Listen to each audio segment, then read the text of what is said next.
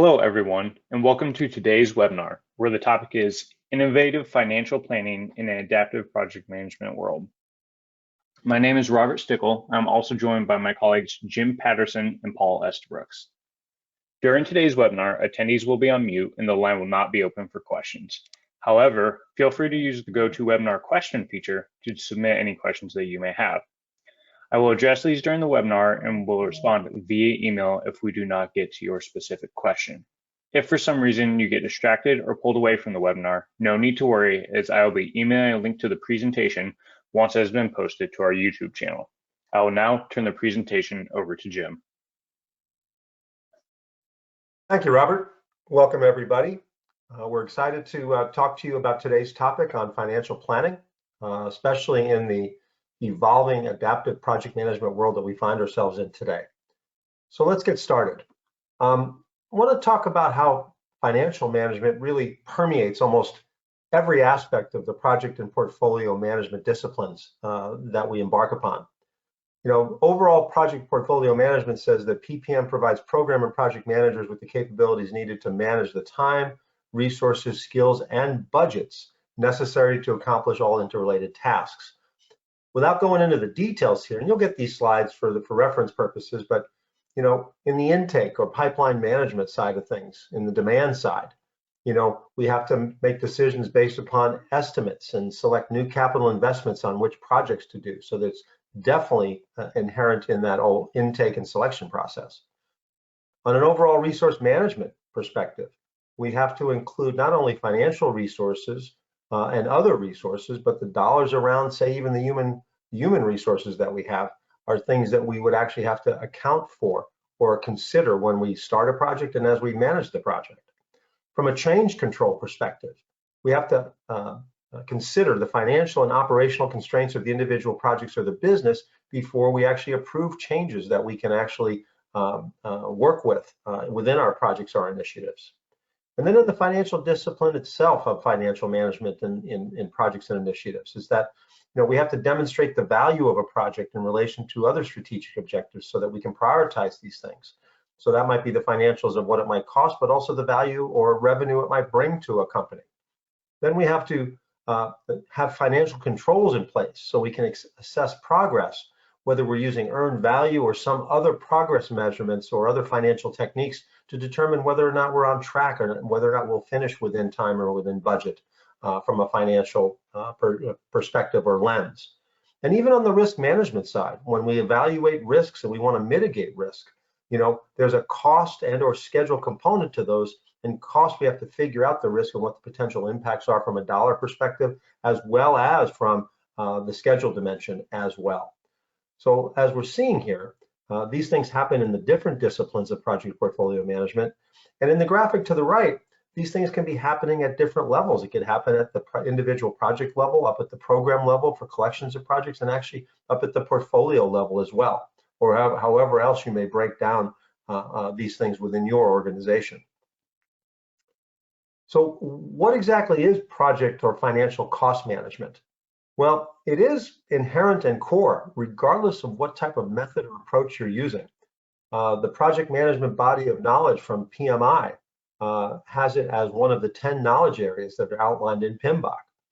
Even with the evolving and more modern scaled agile and lean portfolio management approaches, those disciplines also provide for the concepts of budgets with guardrails so that we manage within those budgets, even though we may budget in different ways or at different levels of the structure. But overall, no matter which approach we take, financial management is intended to deliver planning cost management so that as we're planning out what we're going to do and what we might embark upon, that we understand the potential costs associated.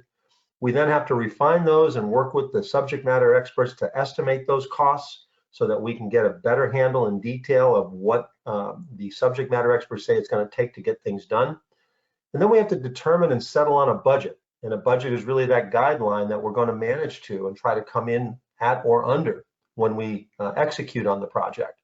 And then during the life cycle of the active project, we need to control those costs to make sure that we come in at or under the budget, if at all possible, through that process. So the financial management process is an ongoing. If we look at the graphic on the right, we plan, we do more detailed estimates, then we agree on a budget, then we track the project according to that budget. We periodically reassess and possibly look at ways to reforecast or reassess what it's going to take on that, and then possibly even get blessed changes in place so that we can work on those things. But the key pieces you have there is the cost estimation, the development and determination of a budget, and then the spending control, which is key to making sure that we come in. And that's one of the key things that we do. And in the cost estimation, the project manager or the person in charge of the project works with the financial department to estimate costs or other necessary people who would actually allocate those funds. We agree on a budget determination in collaboration with those folks as well. And then it's really the project managers or say the Scrum Master whose really job is to make sure that we control that according to what was agreed to in the prior two steps. So there's different approaches to project financial management depending on how you want to manage your projects. On a top-down basis, this is where at a high level, and this is what happens often very early on in the life cycle of a project or potential project, is that you might do some very high project level budgeting at that project level, or even up at a higher level, maybe even at a program level or at a portfolio level, and that we provide estimates and budgets. We potentially categorize the cost types of the work, whether it be labor and non-labor costs like materials and software and travel and other expenses. We then time phase these financial values so we understand when we might incur these costs. And then we can easily incorporate both labor and non-labor costs so we get a total cost of project into the mix. But it doesn't require a whole lot of, let's say, planning, execution, detail, or project schedule in order to get this top-down information. And oftentimes people at least start here early on in the cycle. And some, that may be the level of detail that they're tracking the financials at. Other folks may start with top-down financials and then maybe try to reconcile or compare with more bottom-up financials. This is where we have detailed work breakdown structures and tasks. We're assigning resources and elements and costs to the particular work breakdown structure elements or the tasks within a project, and then roll those up to the project level, which in turn can roll up to the program and portfolio levels. And this does require much more rigor and maintenance of data at a much more granular detail than the top-down approach. But many mature organizations do the top-down piece first and then compare the bottom-up reality of the execution during the life cycle of the project to the top-down assumptions that were made. So in a combined approach, we do that top-down early, we do the bottom-up when we know and we have more detail, and then we compare and adjust based on our early assumptions and the reality of the current information that we have. So a complete financial solution within a PPM environment would apply standard integrated logical approaches to developing, estimating, selecting, approving, and monitoring your investments. It would ideally be a single source of truth, not different places for these things to do your initial portfolio planning and budgeting, to have an intake request and approval so that we have some controls over what it is that we're working on and what we're spending or making our investments in. Capital budgeting so that we can actually plan for those precious capital dollars that we have in our organization and then have some method for CapEx approval. And then once we have that, we can revise and update our forecast based on the most current knowledge we have in more of a rolling planning type of forecasting mode. As we roll through a project, we may revise our forecast based on more complete information. And then ongoing, it's a forecasting, tracking, and reporting process on this ongoing through the life of these projects and programs. So how does the adaptive project and portfolio management piece of this fit into this? Well, there are a variety of methods, frameworks, and approaches that people are using to manage projects and portfolios today. And some people call it hybrid. The analysts like Gartner call it adaptive project and portfolio management. And in this regard, people are using different methodologies today. Agile is growing, but waterfall is still widely used. People use variations of Agile, whether it be more Scrum or Kanban or some hybrid methodologies of those, or just some personalized cherry-picked versions of any of those where people don't do them to the T and pick the pieces that work for them.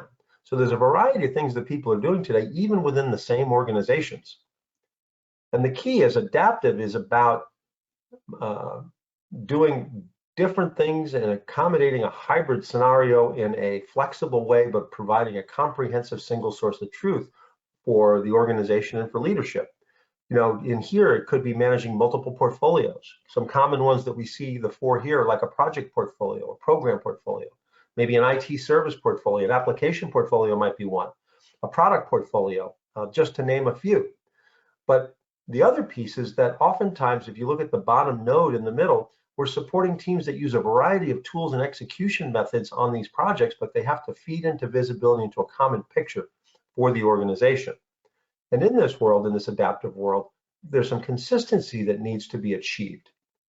And in this case, I'm looking at a graphic where we might have a variety of tools at the bottom. Agile tools like Azure DevOps and Jira. Might have waterfallish tools like Microsoft Project or Project for the Web. You might have some more unstructured, lightweight tools like Planner, or even what we're going to show you today with OnePlan. There's some planning you can do right within there.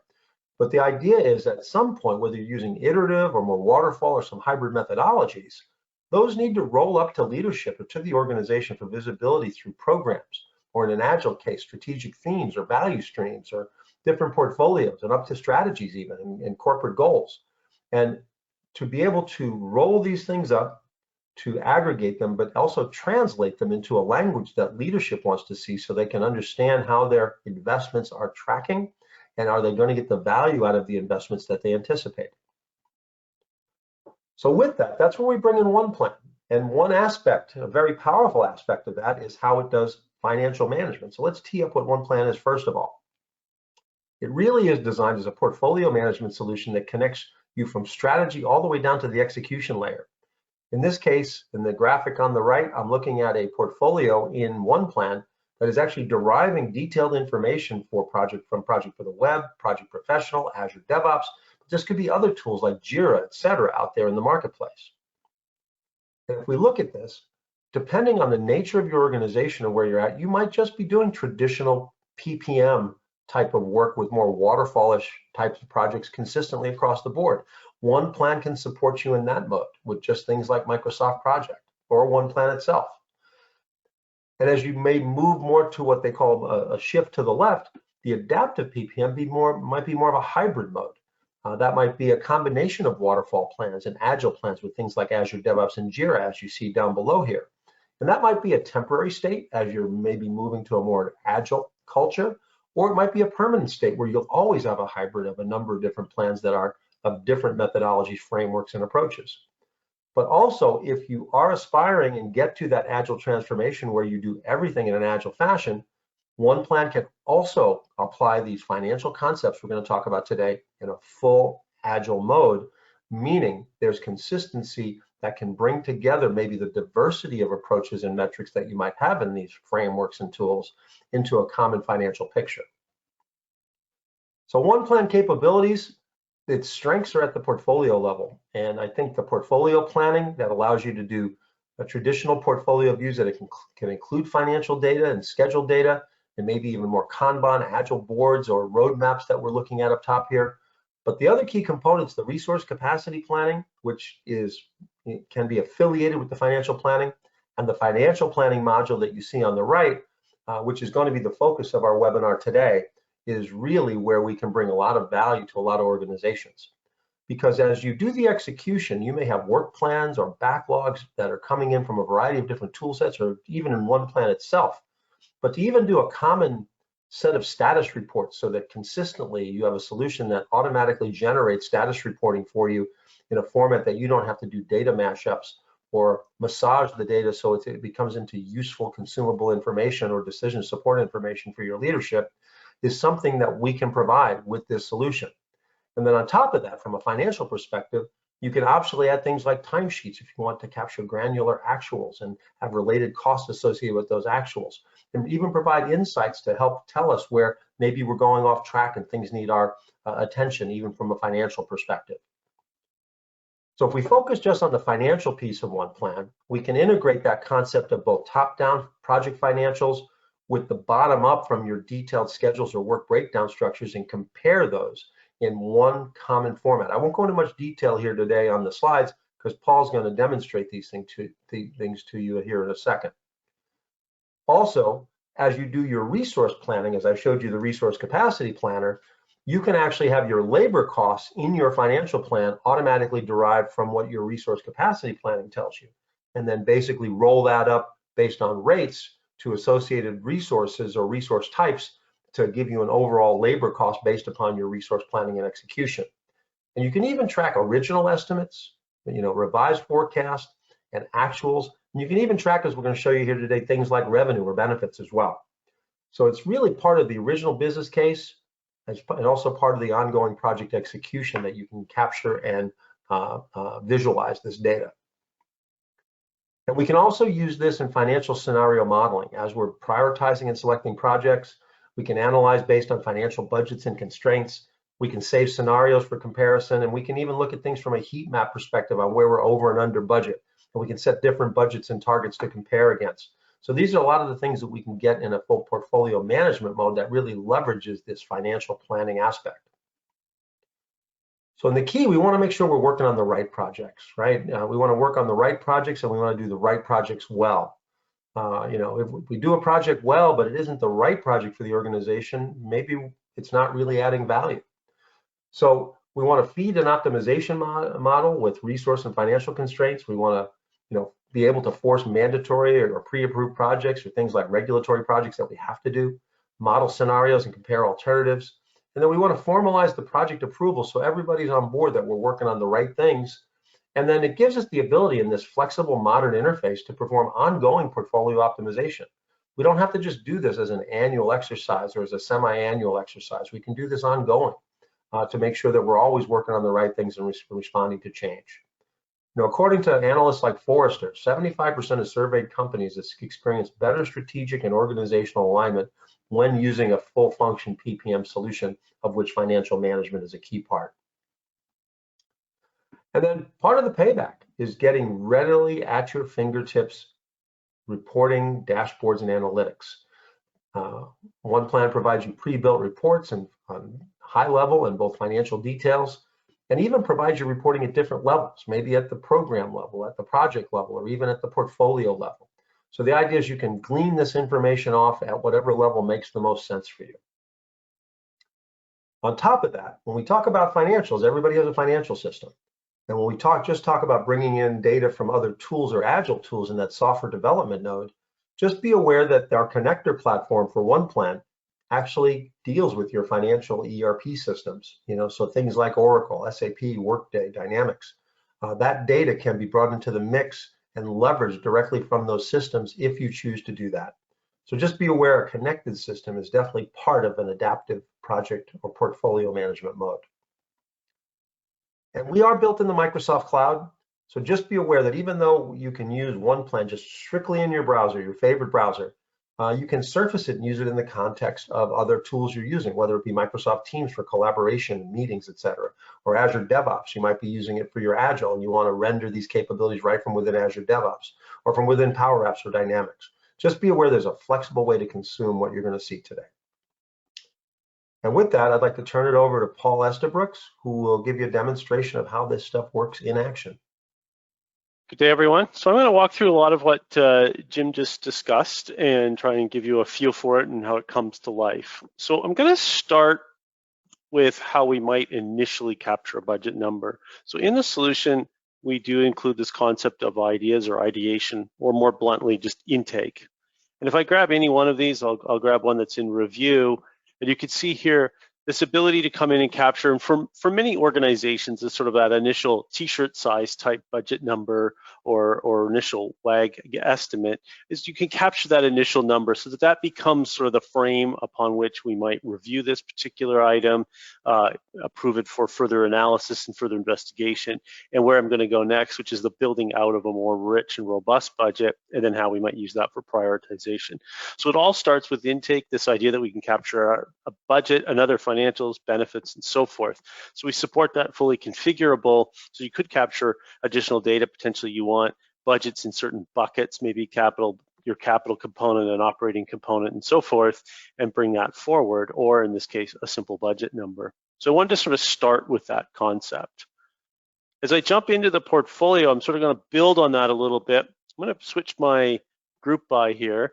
Whoops, let me do that the way I wanted to. Is just jump down here to state. Whoops, right here. And look at some projects. So these are in the proposed stage. So these are projects that have now come in. They're not active, but they've been proposed. So they've been approved. Now, as part of this overarching journey, we need to build out that budget information a little bit further. And you can see, I'm going to grab this one quickly, and I'm going to load up. You can see we're in the planning stage. We're going through some more richer information. So if I jump over to the financials tab, this is that first look at that view. Right now, I'm capturing the budget. And as Jim mentioned in his presentation, you can see we've got labor costs in here. Those might be coming from the resource plan, where we've also taken the time to figure out how the resources are going to be deployed and when we need them and so forth. And now we've calculated based on that information the budget impact of that. But then we might have also captured other budgeted costs, material supplies, travel, contract software, and so forth. Whatever those costs are that you want to categorize and track. Are they going to be OPEX or CAPEX and so forth, and any other information that we might want. So this is where we articulate that budget. And what's important to note here when Jim talked about the adaptive components of this, I'm not interested right now in whether or not this project's going to be delivered using an Agile approach, a waterfall approach, or some other hybrid mix of the two. I don't care which scheduling tool you're ultimately going to use, so I'm not dependent upon a rich schedule being built out with cost resources and so forth. I'm simply capturing a budget, in this particular case, by month. And I'm looking at just sort of 1 year window of the overarching project budget, which spans beyond that year. But I'm right now just focused on this particular year of 21 and how I want to capture the information and where I believe the budget will land. My best guess, again, based on the resource plan and based on when I see other costs coming in. I'm going to show you another one of these in a few minutes, and we're going to build on this sort of theme a little bit further. If I jump back to the portfolio, and I jump sort of to a prioritization view here quickly. I'm going to look at prioritization. I can now take that information that I've just captured, and this is how all of those projects that have been submitted, those that are in proposed stage as well as active, they're all here. We're looking at them all. You can see how they've scored in a prioritization exercise, and you can also see there is a budget for each one of them. What I want to do now is I want to look at this from a financial plan perspective. I'm going to go grab a specific target, so my 2021 budget target. So we've articulated in here a $6 million target, and cleverly we just simply created it as $500,000 a month. We didn't profile that in any way, shape, or form, at least for this analysis. And we could quickly see that in this particular scenario, everything right now is in play. So I'm now leveraging the budgets and financial information that we had just captured in that previous stage, where we've sort of built it out a little bit more, and you can see the months there. And I'm looking at this information and deciding, well, I probably can't do everything because my total budget is just under 7.3 million, and I'm supposed to have a target of 6. So I could start to look at quickly, if I start to eliminate projects, and I'm not going to spend a lot of time trying to decipher which ones are the best ones to take out. But as you see, as I've done that, some of these colors have started to shift. I'm now down to, I'm just about $500,000 over my budget. I could now start to look at how I might move some of that project timing around, bring a Gantt chart into play here and start dragging and dropping projects and moving them to start to look at the impact that that might have on the budget. I didn't actually move that one, but if I had, what that might look like in terms of impacting this particular overall plan down below. Because I do have opportunities to move some budget into those early months and into the later months. If you see the green color, it still doesn't solve my overall plan total problem, and I probably need to go through and eliminate a couple of other projects, but I have a twofold problem. My timing isn't what I had sketched out in my budget plan, and I'm still a little bit over. Now I'm actually under by taking out those 2 proposed projects, including the one whose budget we just captured a minute ago. So I've eliminated that from my scenario right now. Total I'm under, now it's a timing exercise. And maybe I want to adjust my target to reflect the fact that the way the spend is going to be isn't going to be completely linear, and we want to sort of profile that a little bit differently, or we want to start to move some projects around to fit into where those green months are to sort of align the costs accordingly. So we have this rich data. It starts with capturing sort of that initial scoping, its sizing exercise and intake, and then profiling that budget in that form that I filled out a minute ago for the AI project that we had here, the AI for remote weather stations. And I've captured sort of when I think the spend will be. That can be influenced by the resource plan. All of that is done abstracted from the scheduling tool and even the methodology we want to choose to implement with. So I have all of that data. And now my next step would be to start to execute on these projects and look at how we might forecast and how we might use actuals as part of this. So I'm just going to pivot around here to a different view here quickly. Grab a specific project that I want to show that in. So if I go in here, and I want to look at its financials, I'm going to take my compares off for a second. You can see this particular project has a budget. That was the original budget that we defined. You can see there's OpEx here. We don't have any CapEx expenses in this particular one. Maybe we should, but they're all categorized currently as OpEx. Then what we support is this idea that there's my budget, but now once the project gets going, it might start a little bit late, reality starts to kick in. So from a cost control perspective, we can now have a forecast. And potentially we would revisit this forecast after each month because we'll look at actuals, which I'll show next, and reforecast and update the forecast to show, okay, now based on what has transpired in the last month or the last quarter, whatever reporting period it is, what does the rest of the project look like? Are we forecasted to still finish on budget, although the profile may change, or are we also forecasting to be over budget or under? So you can see I have a forecast. I have the option here. I'm just going to switch this back to budget for one split second so I can see this. I have the option now to look at how does my budget compare to my forecast? And what it's telling me is I didn't budget to buy this software. I'd sort of plugged it into other months, but now I'm forecasting that I might do some of these expenditures earlier. But my labor appears to be starting later in my forecast. So you'll see I'm ahead in some areas, but then it starts to kick in, and so the budget doesn't align with the forecast. That's good to know. Overall, I'm still okay, but I want to sort of manage this. I'm a little bit off, but I want to manage it, but we're seeing a different profile. Now we start doing the project and actuals kick in. And so we've just started this one. I haven't got my actuals yet for April. I'm told it's a few days away. We're in early May. So I want to look at this and say, well, I haven't spent any of the money yet on this. So my forecast said we would have, but we're actually, looks like it's going to be delayed. My labor costs, again, these could be coming from that time system, the timesheets, which is actually resides right here. There's my timesheet module where I could be drawing in that data. So now I can look at it and I could compare forecast to actuals. What are my actuals? What are my forecast? And where do I have variance? And you could see I'm saying was actuals greater than forecast. I could flip that around.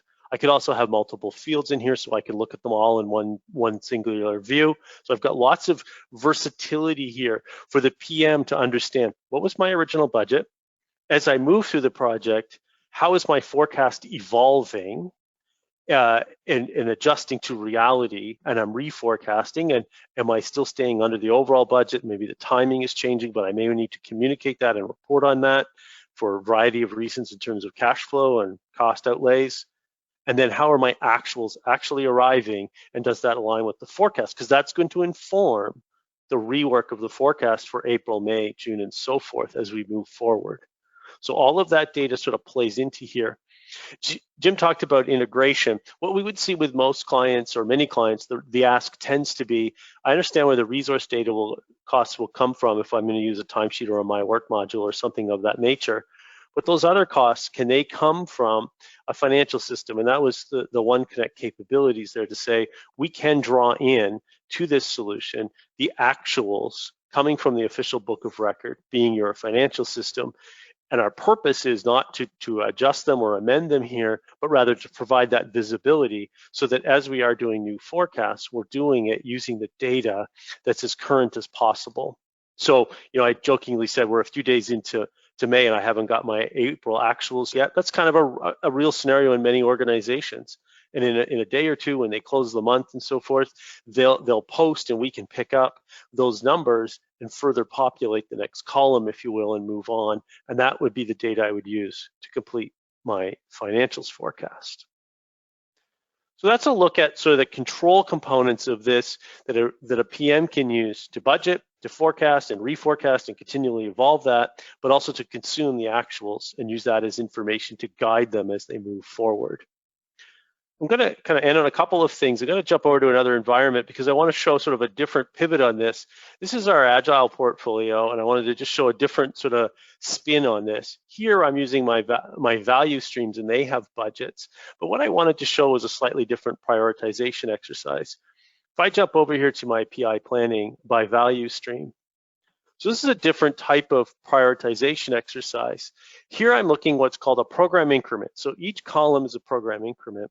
The lanes are the different value streams or programs, if you will. And the status obviously is color-coded. This is this concept of backlogging and being able to do program increment planning. So I have a bunch of items and I haven't decided where to put them. But if you look across the top, each program increment has a budget. They're 250 grand per increment. And in every case, we seem to be over budget. So we may want to revisit the budget. But I could quickly start to move these cards and say, I'm going to move, this one's going to move to 2 places, and I'm just going to do that quickly, and you'll see the budget has adjusted in both cases. So as I move stuff in, I'm going to move that back just because I want it back where it belongs. As I move stuff into these program increments, typically from the backlog, or maybe I'll defer one from one increment to a future increment, I am monitoring the impact on the budget because I know what each card has in terms of a budget, and I've set a budget for each program increment. So it's a different form of budget planning and sort of that evolution, that agile motion of a constant backlog and where you're going to slot it and when are you going to do it. But we bring that budget lens to this as well. Each program increment has its budget. We know what the various items we put into the program increment cost, so we understand whether we are over budget or under budget and whether we need to defer something out of a specific increment or bring more in because we have available budget. Different pivot using the same type of data. I'll close on, just jump back to my other environment here. I'm going to close on some dashboarding, and Jim mentioned this, so I've pulled this up. My ideas dashboard, what I really want to go to is the portfolio summary. And I'm looking at my financials information. So here I am seeing a bunch of financials data on the portfolio summary. I'm going to go to portfolio details.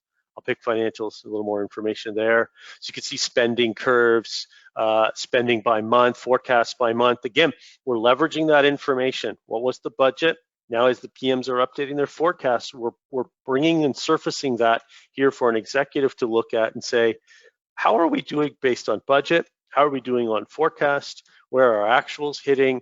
Does this have an impact on cash outlay and how we might plan for that? Are we ahead or behind? All of that type of information that we need to know is all available here using Power BI. These are just some of the sample reports that we have that give us that executive view, that ability to consume this information and make decisions and plan for and adjust to things as they change in the environment. And with that, Jim, I'll turn it back over to you to wrap up.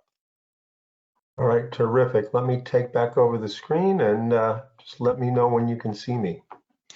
I can see you, Jim. Go ahead. All right, thanks, Paul. Thanks for the great demonstration. So let's talk and summarize a little bit and then talk about some potential next steps you can take. So in summary, financial management is a critical success factor for PPM success. There is a financial dimension that's always a reality, whether we're taking it into account based on our role or not. Costs need to be both planned, estimated, budgeted, and tracked to can ultimately have project success. And many organizations are still using disconnected spreadsheets and manual processes off to the side to manage the financial aspects of these things separate and distinct from what they're doing in PPM in general. Now, OnePlan provides a great platform for all PPM capabilities, and it can provide visibility into a centralized organization-wide view of project level, program level, and portfolio level financials, as well as other dimensions of your project management and portfolio management process. OnePlan enhances all aspects of your top-down financial planning and analysis, but also brings in that bottom-up information when you have it. And it also provides a consistent framework for financial information, regardless of whether or not you have diverse methodologies and tools that you're using to execute your projects. It provides that kind of standardization, common language, common view that both the PMO, the project managers, program managers, and even senior leadership can depend on and easily decipher. And then OnePlan is fully integrated and embedded in the Microsoft Cloud, so it becomes part of your Microsoft user experience, using the same Azure Active Directory that you use for your Office 365 and Azure DevOps authentication. And as Paul said, oftentimes, especially on the actual side of things, we want to integrate with existing financial applications to bring in, on an automated basis, the total costs or the procured costs and things that we might not be tracking from a labor perspective, say directly in PPM. So these are just some of the things that we find are important and aspects to consider. So you can try out OnePlan today. If you go up to appsource.com and look up OnePlan, I would suggest you try the adaptive project portfolio management model that's up there. There's several up there that'll actually have the financial capabilities embedded in there among the other portfolio management capabilities that are there. And you can actually use the adaptive model, which is what we talked about for adaptive portfolio and project management today, or there's more of an agile portfolio model, or if you just want to manage strategies and or professional services automation for more customer-facing billable types of projects. So the idea is we have a variety of things you can try out and get started with for today on a free trial. We also have an offer where we offer a roadmap workshop where if you'd like to say, hey, this is where we're at today, and have us help you review your current use of tools, assess the current requirements and your desired future state, and determine how you would like to get to a new solution that includes these things, we can help you by giving you some guides into what it would take to put together a roadmap for adoption into something like this and what it might cost both from a dollar and an effort perspective. Also, we do webinars like this all the time, and we have the next 2 weeks, we got 2 additional webinars scheduled. We have why the Microsoft Power Platform is the future of Microsoft PPM, or Project Online as people know it, and kickstart your Microsoft PPM deployment using Power Apps and Project for the web using OnePlan, talking about using OnePlan in the context of the Power Apps framework that Microsoft has out there available for customers today. So to summarize those next steps, please take advantage of a trial and let us know if we can chaperone or help you on that. I'd love to engage with you. Let us know if a roadmap workshop discussion might be a benefit to you. And if you're not even there yet, Paul gave you a very high-level generalized demo today. If you want something a little more personalized that targets your specific requirements and areas that are important to you, we're happy to schedule a one-on-one demo for you and get that on the calendar. So to reach out to us, we're at oneplan.ai. You can email us at contact@oneplan.ai, or you can reach out to either myself or Paul directly if there's some topics that you wanted to speak to us about individually. You'll get a copy of these slides within about 24 hours, along with a copy of the recording of this presentation. And hope you got some value out of the topic and the information today. And we really do hope to engage with you in the future. Let us know if we can help. Have a great day.